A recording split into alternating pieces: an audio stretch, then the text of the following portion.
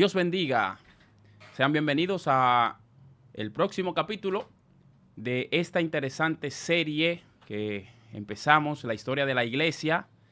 Los que siguen la secuencia, pues estuvimos viendo acerca de los padres de la iglesia en el capítulo anterior. Bueno, los chicos dejaron la vara muy alta, así que hoy tenemos un invitado que también sé que será del agrado de cada uno de ustedes para continuar en este cuarto episodio de esta serie. Nos referimos a nuestro hermano evangelista, ministro Wellington Amparo. Amén, amén. Dios te bendiga. Me siento bien de estar aquí. Ahora, ¿qué pasa, ahora? De poca palabra hoy. No, deje la timidez, que hoy es fuego que hay aquí. Está bien, está bien. Suéltese. Varón, ¿dónde usted se congrega? ¿A qué usted se dedica ministerialmente? Bueno, mi iglesia es la iglesia del pastor Blas Martínez, donde me congrego, en el kilómetro 11. Okay. Y estamos sirviendo ahí. Pero como apóstol, como querubín, como un siervo de Dios.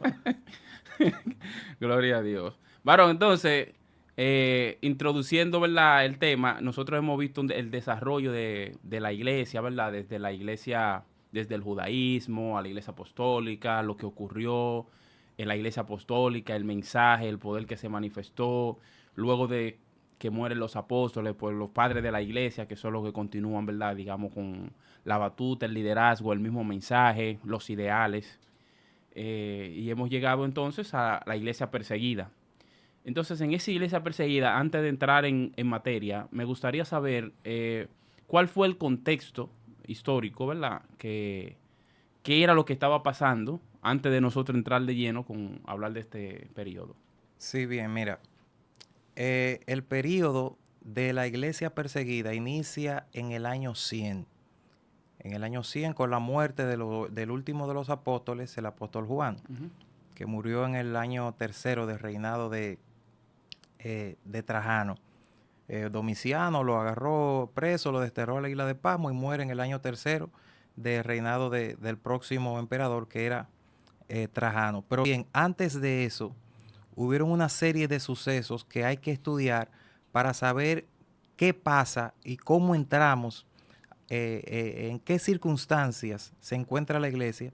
Por eso es que hay que estudiar la historia de la iglesia perseguida paralela a lo que pasó en el Imperio Romano, que era el imperio de la época. Okay. Entonces, después de la muerte de Cristo, en el año 30 y tanto, la iglesia crece exponencialmente, pero la iglesia era mayoritariamente judía. Los primeros cristianos eran cristianos judíos. Sí. Más adelante, el apóstol Pablo, el apóstol de los gentiles, predica los viajes misioneros, la iglesia se expande y usa la plataforma del Imperio Romano. El Imperio Romano había crecido muchísimo. Cartago, el norte de África, Hispania, toda la península itálica, también lo que hoy es Turquía. El Imperio Romano era grandísimo. Entonces el cristianismo había crecido, ya la iglesia había hecho el crossover, como yo digo, el cambio, y ya era más gentil que judía. Sí. Ya la iglesia no era solamente judía, era más gentil que judía. Entonces, en esas circunstancias, ya en otras palabras, ya la iglesia necesitaba como algo de apoyo. Para los romanos, la iglesia cristiana era como una facción dentro del judaísmo. Entonces, si tú recuerdas que el emperador Julio César, del año 100 al 40 y tanto, le permitió a los judíos, que era prefecto en Judea, le permitió a los judíos pues tener sus costumbres de antaño. Podían, que eso no era nada nuevo para ellos, eso era copiado de Alejandro el Magno, que conquistaba un lugar y dejaba que adoraran sus dioses, así. Sí, bueno, sí. Los romanos hicieron lo mismo. Entonces, la iglesia estaba como pegadita ahí de los judíos, amparada por las leyes que amparaban a los judíos. Sí. Entonces los judíos pagaban impuestos, los judíos sabían cómo negociar, habían aprendido a congeniar con el Imperio Romano. Entonces pasan un sinnúmero de sucesos que desencadenan pues que el pueblo de Israel, la nación israelita, los judíos desaparecieran de la faz de la tierra, y también se calentó el asunto con los cristianos, como decimos en nuestro castizo. Lo primero que ocurre es que Nerón incendia Roma. después que Nerón incendia Roma, año 64, después viene el 66, la primera revuelta judía, que sea la primera excisión, el primer rompimiento de los judíos y los cristianos es ahí. Después más adelante vemos el templo, Tito destruye el templo. Cuando destruye el templo ya no existe un ente político llamado Israel en la tierra. Entonces, esa facción que era antes de los cristianos, ya no son facción, ya son muchísimos, más que los judíos. Ahora queda desamparada de leyes. Entonces, la cosa estaba media caliente porque ya los cristianos hablaban de un rey, utilizaban una palabra hebrea, Maranatá, Cristo viene, el Señor viene. Pero ¿a qué viene? A instalar un reino aquí en la tierra. Y a los reyes, a los emperadores romanos que tenían que cuidar su imperio, no les gustaba la idea de otro rey. Eso pasó en la Biblia con Herodes. No, que el rey de los judíos, pero ¿de dónde que está? Para yo ir a adorarle, para yo. Porque el hombre, la idea de rey no le gusta a un rey. Entonces, ese mensaje de los cristianos ya había preparado el ambiente para que se presentaran las primeras persecuciones. Una de las primeras persecuciones se presentó con Domiciano, antes del año 100, se presentó con Domiciano del 82 al 86. Ahí fue que agarraron al apóstol Juan. La cosa estaba un poquito caliente todavía porque había ciertas quiquillas, como decimos Sí. en los barrios, entre el judío y el cristiano. Ya desde el incendio de Roma había como ciertos roces. Bueno, después de la persecución de Domiciano, entonces viene Trajano, y se llama iglesia perseguida, porque el último de los apóstoles muere ahí en el año 100, pero hubieron persecuciones antes de. Entonces, cuando entra el periodo de la iglesia perseguida, en el año 100, es una calma como tensa, como un periodo de calma, porque las persecuciones no fueron continuas, sino que fueron intermitentes. Fueron intermitentes. Entonces, ya la cosa estaba caliente y ahí entra entonces el periodo de la iglesia perseguida, con un emperador que no perseguía a los cristianos directamente, sino cuando los, ¿cómo se llama esta palabra? Cuando los denunciaban, él sí pues aplicaba la pena, pero no era una persecución directa como la del anterior emperador Diocleciano. Entonces los cristianos estaban en esa expectativa, estaban desamparados porque ya no había pueblo de Israel, estaban ya no como facción, había crecido muchísimo, aunque no se dice nunca, ni Herodoto, padre de la historia de la iglesia, habla de qué cantidad, pero sí se sabe que eran muchos. Entonces, en esas circunstancias es que se desarrolla de ahí en adelante los 200 años, 300 años después de persecuciones intermitentes. Eso ha dado demasiado dato que ahora sí tengo que aportar algo más. Primero, tomar en cuenta que el tema de primero, las persecuciones eran intermitentes, ¿verdad? Lo de Nerón que usted menciona también es súper importante porque nos recuerda la práctica de que él colgaba a los cristianos para pasar, ¿verdad? Por su palacio, lo prendía en fuego y eso para él era un deleite para él. Pero luego quema, ¿verdad? La ciudad y le echa la culpa ¿a quién? A los cristianos también. Entonces, de alguna manera, la misma sociedad empieza a ver a los cristianos como gente problemática. Aparte de que están hablando de otro rey. O sea, empezaron a darse como circunstancialmente esas pequeñas cosas para usar a los cristianos como chivos expiatorios en todo esto. Los cristianos eran enemigos, eran vistos como una amenaza para el imperio. Sí, sí, Los sí. cristianos eran amenaza por muchas razones que más adelante podemos Exacto. mencionar. Y es importante también que cuando se mencionaban algunas de las prácticas cristianas, ¿no? De tomar la Santa Cena, ¿verdad? La gente pensaba que tomar el cuerpo, que es un símbolo, es una simbología, pues ya se estaba hablando de que ellos literalmente comían carne. Se le acusaba de canibalismo. Exacto. Y que se bebía la sangre. Y yo, bro, ¿en qué es Eso esto? eran mitos mal entendidos, pero Ujú. corrían y entonces la iglesia tenía que contraatacar. Más adelante, ya del siglo III en adelante, entonces vienen los padres apostólicos y los polemicistas, y vienen más adelante también los padres apostólicos científicos, los padres sistemáticos, que tienen que dar una respuesta contundente a ese tipo de corrientes de pensamiento que estaban por ahí, gente hablando, porque no podían dar una respuesta simple. Entonces, habían gente capacitada, que más adelante vamos a mencionar, Ujú, ujú. tertulianos, etcétera, que daban respuesta contundente a ese tipo de bulos que circulaban. Y me llama la atención también que hasta cierto punto, fíjese que usted menciona que al prácticamente en un punto desaparecer lo que era el pueblo judío, el cristiano, el cristianismo, queda como la intemperie. Como, o sea, es como que el cristiano hasta cierto punto se escudaba en el pueblo judío. Pero si ellos no están, entonces... Sí, porque eh, ¿por qué perseguir al pueblo cristiano ujú, ujú. que no era politeísta, pero los judíos tampoco eran politeístas? ¿Por qué no perseguían a los judíos? Entonces ahí está la respuesta. Lo que pasa es que desde hace tiempo atrás ellos habían aprendido a llevarse, entremezclarse con los romanos, pagaban impuestos, los Exacto. romanos le habían permitido ciertas, que desarrollaran su vida normal, Libertades, ciertas libertades. sus costumbres ancestrales las pueden hacer, pero con este grupo cristiano, después de la revuelta del 66, ellos dicen, pero ven acá, ¿qué está pasando? Esta gente se nos van a rebelar también a nosotros. Ujú, ujú. Entonces ahí hay que apretar la cosa. Y eso pasa, me acuerda algo también, pero pienso que ocurrió algo similar a lo que ocurrió en Egipto con el pueblo hebreo. Que esa gente se empezaron a multiplicar y a multiplicar. Entonces los faraones dijeron, espérense, que esta gente son más que nosotros. Ahorita se pueden levantar y decir, vamos a darle un golpe de Estado.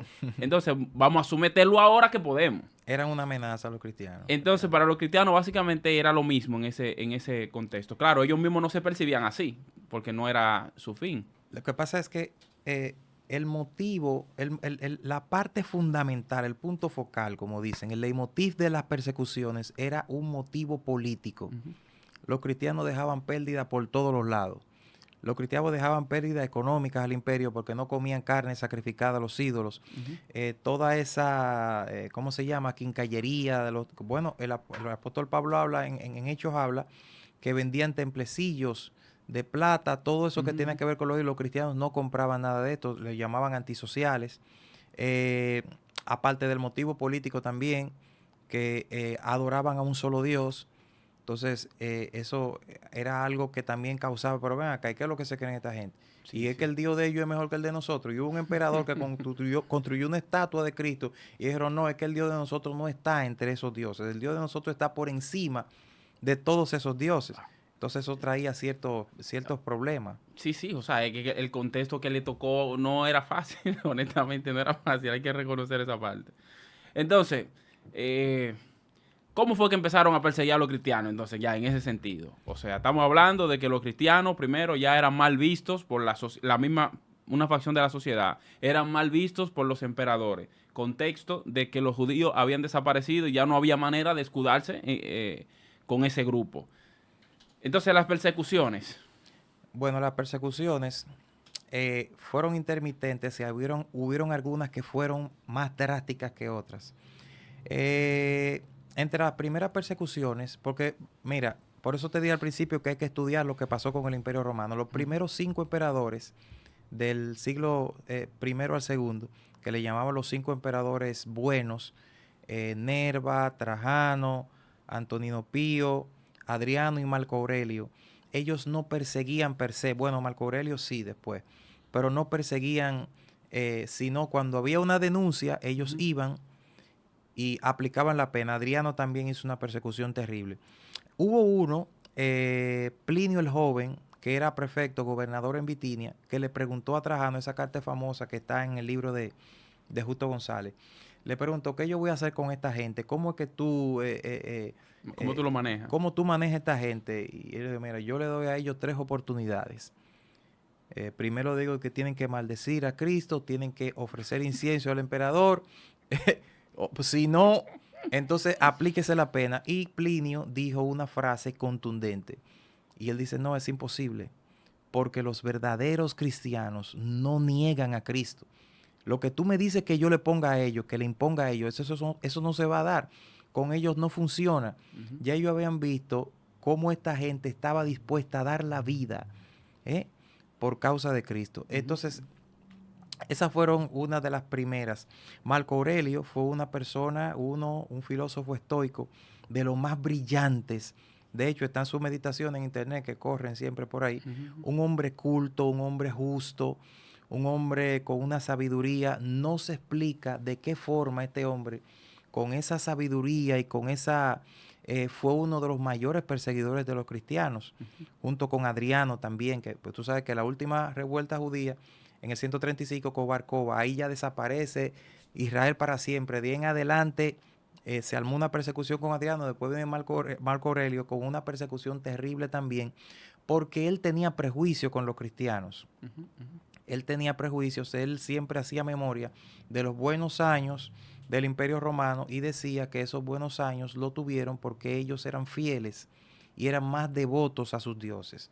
Entonces ahora estamos siendo menos devotos a nuestros dioses, el dinero no está entrando porque la cuestión de los templos, que se vendía carne asada, y en Roma se usaba mucho que habían turistas egipcios, por ejemplo, habían turistas egipcios y construían un templo en honor a Isis, que lo construyeron para que el turista se sintiera identificado y pudiera invertir y gastar dinero y adorar a sus dioses en una tierra ajena. Los cristianos no iban con nada de eso, lamentablemente. Los cristianos eran el concepto de Kadosh, de santidad del Antiguo Testamento, que es separación en la iglesia perseguida, se cumplió totalmente, radicalmente. Entonces, no daban dinero, no cooperaban, no adoraban ídolos. O sea, tú sabes que los romanos tenían 1000 y pico de dioses. Aparte de eso, tenían una cultura animista, que bueno, ese celular puede hablar, ese celular tiene un espíritu, esa mesa puede hablar, y toda esa cantidad de dioses, aparte de los dioses grecos de Grecia, que después le llamaron dioses grecos romanos, también lo adoptaron a su cultura. Sí. Entonces, la iglesia cristiana estaba en contra de la corriente de una manera. Las persecuciones que se dieron de ahí en adelante fueron persecuciones terribles, porque después de estos emperadores y de Marco Aurelio, que viene Decio después, con una persecución tremenda, y con Decio pasó algo, que era que se iban a cumplir 1000 años de la fundación de Roma. Roma fue fundada en el año 8 a.C., y con Decio ya 1000 años, y estaban con el mismo pensamiento de Marco Aurelio, recordando los buenos años de Roma, y por qué nos va tan mal. En ese tiempo, como el imperio había crecido mucho, entonces ya no tenían el suficiente dinero, porque los cristianos no estaban, en realidad estaban consumiendo, pero no estaban para cuidar la frontera, no estaban cuidando la frontera. Los bárbaros entraban como perros por su casa, como dicen, y no, le estaba yendo mal. A Marco Aurelio, en la parte final, le fue mal. Entonces ellos, bueno, ¿qué vamos a hacer con esta gente? Una persecución aplicó a Decio, y fue una persecución terrible, muy difícil. Muchos cristianos murieron, muchos cristianos fueron martirizados de una manera, bueno, los métodos eran métodos terribles. Hay un método que lo usaba mucho Diocleciano, y después se usó más adelante, Decio lo usó también. Estaban en la iglesia y cerraban la puerta y lo quemaban ahí adentro con todo. Wow, Dios mío. Hay muchas cosas que uno pudiera destacar en el ámbito de la persecución. Por ejemplo, también los arrojaban en el Coliseo romano para ser devorado por la fiera. Había una famosa frase que decía pan y circo para la plebe. Maquiavelo es que la implementa después. Ajá, entonces es cuestión de nosotros tenemos el poder para que la gente se mantenga distraída y no preste atención a lo que está pasando. Vamos, pan gratis para ustedes y entrada gratis al circo, y ustedes se disfrutan ahí acerca de eso. Pero ciertamente había otro fenómeno ocurriendo. Era que mientras a esta gente más lo mataban y lo perseguían, esa gente más se multiplicaban. La iglesia creció. La iglesia crece, o sea, a pesar de eso. O sea, hoy tal vez nosotros no tenemos una persecución así, por lo menos de este lado del mundo, pero el crecimiento va un poco más lento. O sea, nosotros estamos cómodos. A nosotros no nos están persiguiendo, no nos están matando, no nos están prohibiendo nada. Y como que el crecimiento no se siente como que estamos avanzando en sí. No tan solamente eso, sino que el crecimiento de esa época tenía que ser un crecimiento genuino obligatoriamente. No era de que no, que yo estoy aquí, que no estoy seguro todavía, porque yo me estoy congregando, pero no tengo tiempo. Es que no había término medio. O tú eras cristiano, o si no, tú sabes que tu vida estaba en riesgo. Así de sencillo. ¡Wow! Es tremendo. Entonces, ¿Qué personajes en ese proceso de persecución destacaron en la época? Oh, muchísimos personajes. Si vamos desde el principio, destacó Simón, que era el jefe de la iglesia en Jerusalén. Eso fue antes eso fue antes del año 100. Del año 100 en adelante, uno de los primeros fue Ignacio de Antioquía, que yo lo admiro mucho por el valor que tenía ese hombre. Tremendo, Ignacio de Antioquía, que la iglesia tradicional lo usa mucho por la frase esta que él dijo cuando iba camino, cuando lo iban a ejecutar, que él iba camino ya ustedes saben. Entonces él escribió 7 cartas a las iglesias de Esmirna. Cuando los cristianos de Roma se dieron cuenta que agarraron a Ignacio, al obispo Ignacio, entonces ellos trataron como de evitar, y él dijo, no, tranquilo, yo estoy dispuesto ya a entregar mi vida por Cristo, no hagan nada, y le pidió a la iglesia que no hiciera nada. Wow. Un valor increíble, y utilizó la frase esa que se usa mucho, donde está la iglesia, donde está Jesucristo, ahí estará la iglesia católica. Pero esa palabra católica no era católico romano, sino la iglesia universal, porque la palabra es un término polisémico y que fue evolucionando. Más adelante, del siglo III para adelante, entonces católico significaba ortodoxo. Y ahora católico, cuando hablan de católico, se refiere a la iglesia universal. Entonces, Ignacio de Antioquía fue uno de los pilares, uno de los primeros mártires. Después de ahí tenemos, ¿a quién más tenemos? Tenemos otro mártir que yo, admiro, porque fue tremendo. Él le decían Carpo. Policarpo, Sí. Policarpo. No, ese otro. Ese otro Carpo, sí. Oh. Policarpo fue tremendo también, que era también discípulo del apóstol Juan, que ya la frase, eso se ha popularizado en internet, lo instaron a negar al Señor, le dijeron, te vamos a traer la bestia. Yo, tráiganla. Te vamos a quemar vivo. Y cuando lo iban a quemar a Policarpo, que lo iban a atar, dijo, no es necesario que me aten. El Dios que me ha mantenido todos estos años me va a mantener aquí en las llamas. Y fue quemado vivo. Entonces, ese es uno. El que yo te digo, Carpo, fue uno que tuvo algo similar a lo que tuvo Esteban, un martirio similar al que tuvo Esteban en Hechos capítulo 7, que él dice que vio la gloria de Dios y se estaba riendo mientras lo estaban quemando. Wow. Y le dijeron, ¿de qué te ríes? ¿De qué te ríes? Y una persona que estaba ahí, una llamada Agatónica, eso es algo tremendo, varón, dijo, cuando después que él parte ya dijo, yo no me voy a perder esta fiesta.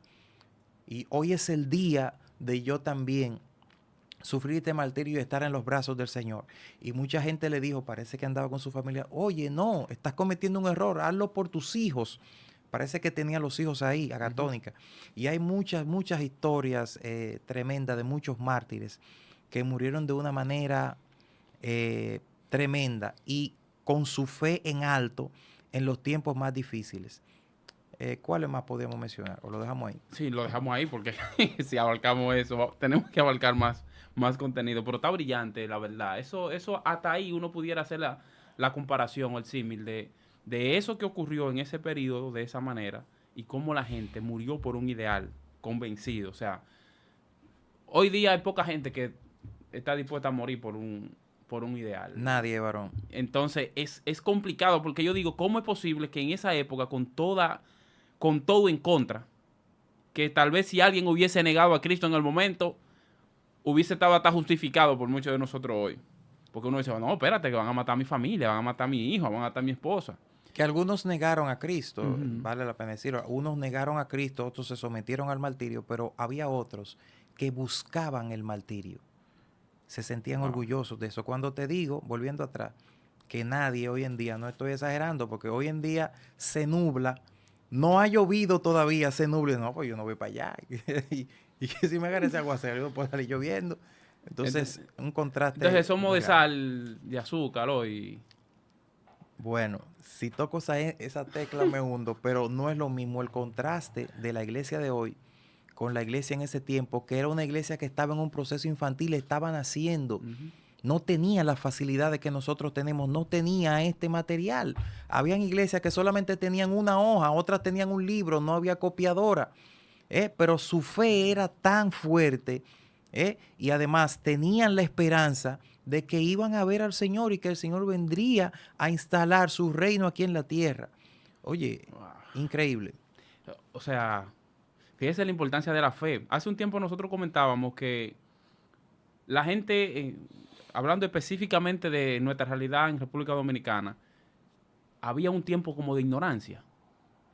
Pero había mucha ignorancia, pero había mucha fe.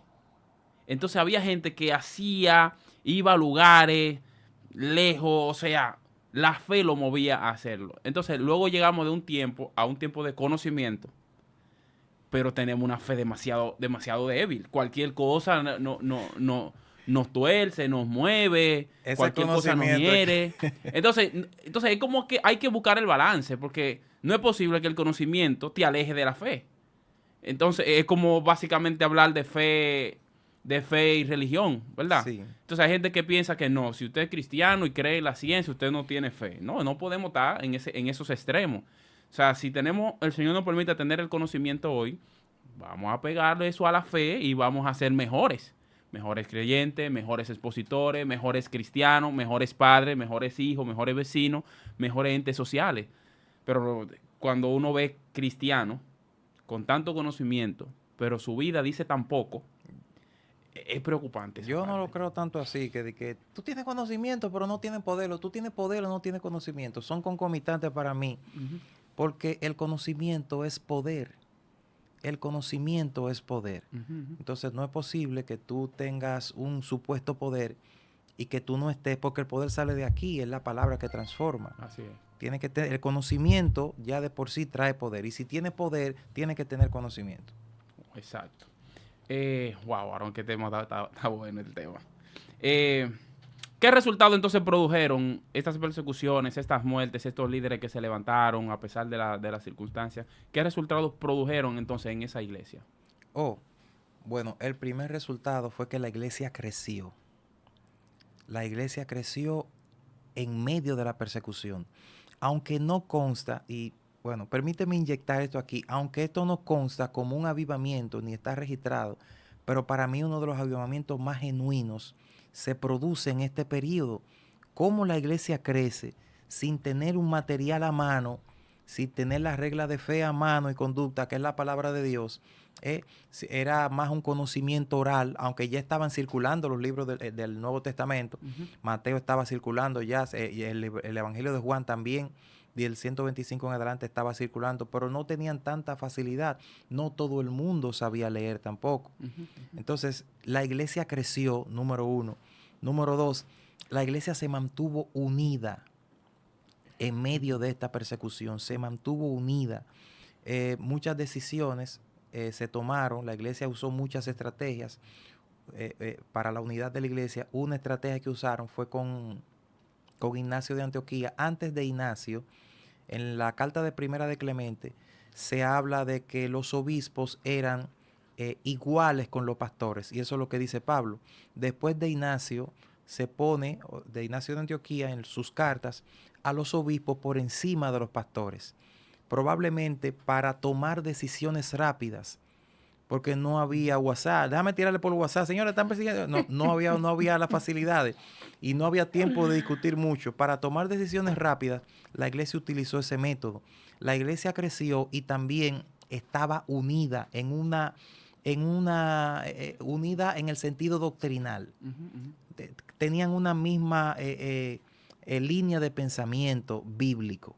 Aunque hubieron también disensiones y se armaron ciertas cosas, por ejemplo, una de las que se armó, que esa fue una fea que se armó, fue en el reinado de Decio, que habían algunos que en tiempos de paz estaban aquí en la iglesia, gloria a Dios, y cuando había persecución negaban a Cristo. Cualquier parecido con la realidad es pura coincidencia. Entonces venían otra vez y querían ser readmitidos a la iglesia, y algunos decían, pero ven acá, pero mi papá murió por la persecución, y tú, ¿qué tú haces aquí? No, yo negué a Cristo, pero estoy aquí otra vez. No es que los verdaderos cristianos no niegan a Cristo. Entonces se levantó uno, un varón de Dios novacio, de ahí que vienen los novacianos, y dijo, no, ustedes no lo vamos a aceptar. y se armó como una, o sea, hubieron ciertas, pero Discrepancia. sí, pero al final tenían una unidad bíblica. La iglesia estaba unida y la iglesia creció en ese tiempo. Otra cosa también es que la iglesia pudo defender sus postulados sin tener la habilidad y la luz que nosotros tenemos hoy en día, porque muchas doctrinas de las que nosotros hablamos hoy no se habían todavía sistematizado, se sistematizan poco a poco a través del tiempo. Y las herejías, las corrientes de pensamiento que venían de otras playas a meterse dentro de la iglesia fueron contrarrestadas de una manera eficaz. El docetismo, antinomianismo, bueno, la iglesia forma el dogma trinitario y se fortalece, lo dejan instituido con Atanasio, el concilio de Nicea. Oiga, tremendo, o sea que la iglesia creció también intelectualmente. Sí, es interesante todos esos datos porque uno se pregunta hoy, ¿cómo es posible que antes, con tan poca información, con tan pocos datos, con tan poca sistematización de la doctrina, la gente era tan receptiva a la unidad, a la fe, a la entrega, a un propósito común? Y hoy en día yo siento que tenemos todo para ser 10 veces mejor y es todo lo opuesto. ¿A Eh, qué usted cree que se deba ese eh, factor? Hay un pensamiento que pulula mucho en las redes sociales que dice que los tiempos buenos Ah, ese crean error. hombres débiles. Débiles. Entonces yo creo que eso está pasando. Nosotros estamos muy cómodos y no hemos envuelto en los placeres de la vida. Nos hemos envuelto en los afanes y no podemos percibir que nosotros tenemos una encomienda en este tiempo a la iglesia que tenemos que cumplir en esta generación. Tenemos un trabajo que hacer. La iglesia primitiva estaba clara de su trabajo y recibió la persecución más terrible iniciando. Es como que un gigante, dos gigantes vayan a atacar a un niño y el niño le gane a los gigantes. El imperio romano era un imperio implacable y el imperio más fuerte de su época. Y pudieron continuar, pudieron salir airosos de esa persecución, crecieron, se fortalecieron bíblicamente. Es increíble. Hoy en día el contraste es muy marcado. Nosotros estamos demasiado cómodos. ¿Cree usted que necesitamos una persecución hoy? Bueno, hay mucha gente que dice que sí.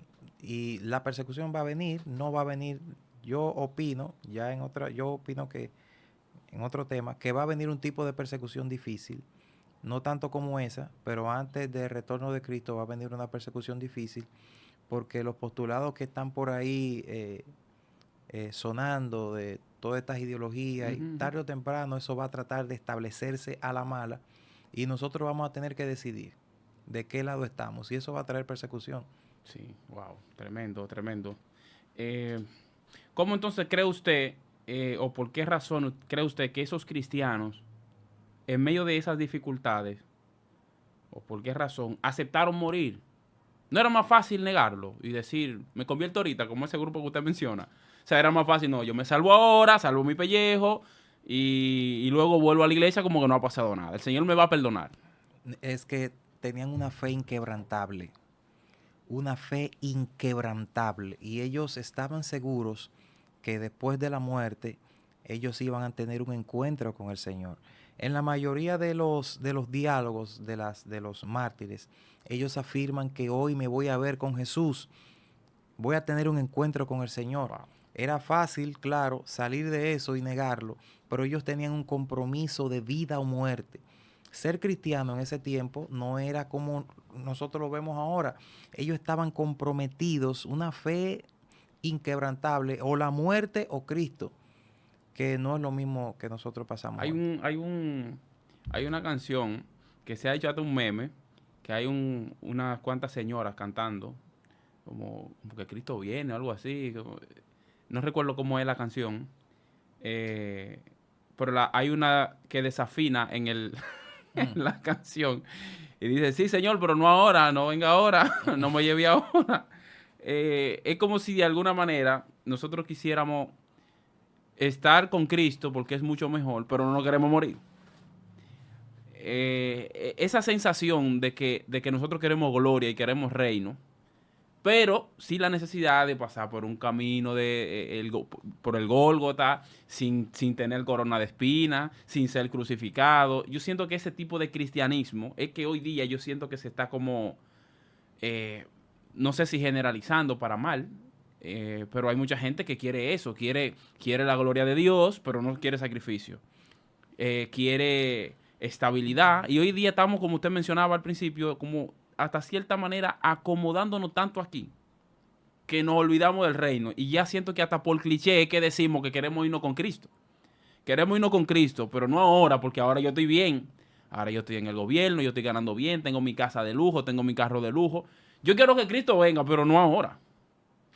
Entonces, ese pensamiento yo siento que discrepa de este pensamiento de esta gente que estaban en esta persecución y aún así sabían que morir era estar muchísimo mejor porque iban a estar en la presencia de Dios. Amén, amén. La Biblia dice, eh, las aflicciones del tiempo presente no son comparables a la gloria venidera que en nosotros ha de manifestarse. Vienen pruebas, vienen dificultades, pero tenemos que estar conscientes cuál es nuestro depósito en el cielo. La Biblia también dice que todo el que quiera vivir piadosamente en Cristo padecerá persecución. Si tú no padeces persecución, es porque no estás viviendo piadosamente, porque es que la Ay, persecución Dios llega mío. porque el cristiano de por sí es antisistema. Ay, El Dios mío. cristiano es antisistema naturalmente. Tú eres cristiano, tú estás en contra del sistema. Todos van para allá, pero tú vienes de allá para acá. El mundo corre, usted se para. Usted se para, el mundo corre. Pero no podemos ir a la par. Entonces, Wow. claro que no. Cuando un cristiano quiere adaptarse, por eso es que la Biblia habla, no se amolden y usa la palabra esta morfé, que es la del molde. No cojan el molde que este mundo le está dando, porque ustedes no son iguales. La Wow. juventud, hago un llamado a la juventud de aquí. Juventud, no dejes, no permitas que el mundo te moldee. Ser joven y no ser un revolucionario, como dijo alguien, es casi una contradicción. Ser joven y estar pasivo ahí a todo lo que el otro, ay, sí, sí, y que tu mente sea un basurero, no. Los jóvenes tienen que activarse, la juventud, la iglesia de hoy tiene que salir de ese bache porque, como dice el apóstol Pablo, ahora está más cerca nuestra salvación ¿Y cuánto creo? que en el siglo III, que en el siglo II. Entonces, la venida del Señor es un hecho y nosotros tenemos que despertar. Wow, eso está tremendo. Es un llamado realmente que yo lo veo muy válido, muy justo, porque es que yo siento que estamos como muy cómodos realmente. Estamos como muy cómodos, muy distraídos, muy haciendo todo lo que todo el mundo está haciendo, pero hoy en día es difícil usted ve a alguien protestando, levantándose en contra de X corriente. Usted ve que hoy hay una agenda, qué sé yo, lo LGTB, y hay 100.000 videos hablando a favor de eso, pero ¿cuántos cristianos usted ha visto que se han levantado con una propuesta, con una explicación en contra de eso, pronunciándose? No. Pero ellos esperan que usted se pronuncie y después que usted se pronuncia, entonces ellos dicen, qué bien, pero si ven que lo están atacando, retiran el comentario porque no se quieren ver afectados con la negativa de lo que implica eso. Típico. Entonces, eso es un problema que... Mira, ministro, en la iglesia, en la edad perseguida, en la iglesia perseguida, los cambios se produjeron siempre que había persecución. Después de los 5 buenos emperadores, que viene entonces Cómodo, viene Septimio Severo y todos esos emperadores que atacaron la iglesia Ujú. tremendamente, después hubo un tiempo de paz, un tiempo más de 40 años, de Valeriano, ya no va a haber persecución. Y cuando viene la última persecución, Diocleciano, la más fuerte de todas, que Diocleciano dijo porque había una crisis en el imperio. En ese espacio no he leído de ninguna transformación, de ningún cambio. Sí vi que después de Diocleciano, la iglesia afrontó los desafíos. La iglesia crece, afronta los desafíos, se diversifica, se bifurca para bien cuando hay crisis. ¿Eh? Aprovechar la crisis como elemento de transformación. Entonces, ahí es que viene la crisis del siglo III del Imperio Romano. Los emperadores, como en 30 años, fueron muchísimos emperadores y uno mataba a otro. Entonces viene Diocleciano y dice, tú verás, esto es por los cristianos, vamos a resolver esto. Dividió el imperio en tetrarquías, lo partió el imperio, vete tú para allá, el sucesor tuyo es este, vete tú para acá, el sucesor tuyo es este. Y a los cristianos, una serie de edictos, los cristianos que estaban en el gobierno tenían que dejar el cargo. Le quitó la ciudadanía a todos los cristianos. No obstante, su esposa y su hija eran cristianas. Para que tú veas, el hombre. Entonces, en medio de toda esa vorágine de persecución, se quemaron todos los ejemplares que había hasta el momento, toda la literatura, lo poco que había se quemó. Ahí se dice que se perdió la Exapla de Orígenes, la primera versión. Yo tengo una Biblia que tiene 3 versiones. La Exapla era eso mismo, un ladrillo que tenía una obra valiosísima y se Wow. perdió en ese tiempo. Se destruyeron todos los templos. Todos los templos se destruyeron. Ah, pero ¿qué vemos después de ahí? Vemos después de ahí que la iglesia siguió creciendo. Vemos después de ahí que la iglesia afrontó los desafíos. Hubieron muchísimos mártires. Primera de Clemente dice, Clemente de Roma, en su carta, que todos los días veo cristianos degollados frente a nuestros ojos. Él escribió en una carta del año 110. Fue terrible lo que pasó con Diocleciano, pero la iglesia siguió avanzando. De ahí en adelante se empezó a combatir, se combatió más eficazmente a los gnosticismos, se combatió más eficazmente a los ebionistas también, que eran del siglo I, Batió. se combatió también las corrientes de pensamiento que ya venían entrando en contra del dogma trinitario. Fue tremendo, tremendo. Mientras más persecución había, la iglesia crecía, se fortalecía, aumentaba. Entonces, después de la crisis del siglo III, entonces viene Constantino. Oye, qué contraste. Entonces, el edicto de tolerancia, ya se acaban las persecuciones. Y ahí entonces se arma un lío que hasta el día de hoy nosotros estamos Dios. sufriendo. Wow, qué excelente tiempo este. Entonces, Amado, me gustaría saber ya finalmente ¿qué enseñanza práctica nos deja este periodo de persecución, crecimiento, desarrollo, y cuando uno lo ve con lo que está pasando hoy en la sociedad? Bueno, yo creo que la iglesia tiene que regresar a la palabra de Dios. Los cristianos del primer siglo tenían una convicción firme en qué creían y en quién creían, a tal punto que estaban dispuestos a dar la vida. Uno de los problemas hoy en día es que la gente no conoce la Biblia, la gente no conoce la palabra de Dios, no estudia la Biblia y no saben lo que cree.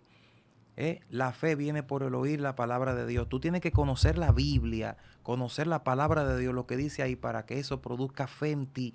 Y esa fe inquebrantable que te diga, no, están haciendo un acto pagano, mundano en mi trabajo, me están invitando, no voy a ir. No, yo voy a ir para no perder mi trabajito. ¿Qué pasa? No, yo tengo una fe inquebrantable. Al Señor le desagrada esto, no lo voy a hacer. No estemos esperando avivamientos, entre comillas. Un avivamiento, vamos a buscar un avivamiento personal.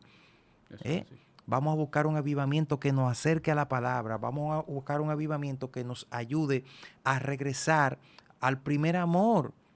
Porque nosotros estamos hablando de quizás, 30 años atrás, los cristianos más viejos, los que vimos en los 90, sabemos que la cosa era distinta. Sí. En las iglesias se veía una manifestación sobrenatural de los dones espirituales, se sanaban los enfermos, la gente se convertía, habían conversiones en masa, porque el Espíritu Santo estaba obrando en la iglesia. Entonces, ¿qué pasa? Que hoy en día le da como brega a la gente convertirse. Es que tenemos que regresar a la palabra, tenemos que regresar a los valores primigenios de la iglesia, tenemos que regresar a los que nos dio éxito en el pasado. Hay que regresar a la oración, hay que regresar a las primeras obras, y eso va a producir en nosotros una fe que, aunque nos digan que nos van a cortar la cabeza, que va a venir persecución, que vamos a perder el trabajo, que vamos a perder los hijos, que de hecho eso va a venir persecución, nosotros estemos preparados cuando venga y decir, no, de aquí no me mueve nadie. Wow, eso estoy tremendo. Yo concuerdo con usted. Me gustaría contar una pequeña anécdota que escuché hace mucho tiempo. En una pequeña iglesia, tenía alrededor de 25 o 30 miembros. Un día llegaron unos militares con fusil en mano y le preguntaron cuáles son los cristianos que hay aquí. los que sean cristianos, los que no sean cristianos se pueden ir. Media iglesia se Ay, Dios mío. Los dos, tres que quedaron, el pastor y dos miembros más, Quizá por Se- vergüenza que se te quedaron. querían irse también. pero esos se quedaron, pues ellos estaban conscientes de que lo iban a matar, pero se quedaron. Y el hermano dice, tranquilo, varón, que no va a pasar nada. Lo que pasa es que el Señor me motivó para que venga y hiciera esto, para que usted vea con quién es que usted cuenta. Yo también soy cristiano. Ay, ay, ay, ay, ay. Entonces, ese tipo de cosas nos tiene que llevar a una reflexión. O sea, no podemos estar en la iglesia jugando al cristiano. Estamos jugando al cristianismo. O me metí hoy porque la policía me está persiguiendo. Para enfriarme con la policía, me metí a eso. Tenemos que afirmar nuestros corazones realmente en Jesús. Como, Y tenemos que volver a las escrituras, definitivamente. como dijo Plinio, los verdaderos cristianos no niegan a Cristo. Los verdaderos cristianos permanecen. Trajano le dijo, mira, esto. Y yo, no, es que eso es imposible. Ellos no relapsan. Que de hecho hubo un movimiento, los lapsis, gente que, porque mucha gente también, eso casi no se dice, pero mucha gente que abandonaron. Sí. Pero la mayoría se mantuvo. Wow, tremendo. Hermano Wellington, le doy gracias por acceder a la invitación. Ha sido un Amén. tiempo maravilloso. Lo vamos a tener más a menudo por aquí. Realmente ha sido un tiempo edificante. Nada, despídase ahí de la audiencia, de su pueblo, su público. Amén, no, un placer estar aquí. Me gusta el proyecto y me gusta esto que estás haciendo. Espero que el Señor pues te siga usando para su gloria y estamos a tus órdenes. Amén. Esto fue Profundicemos.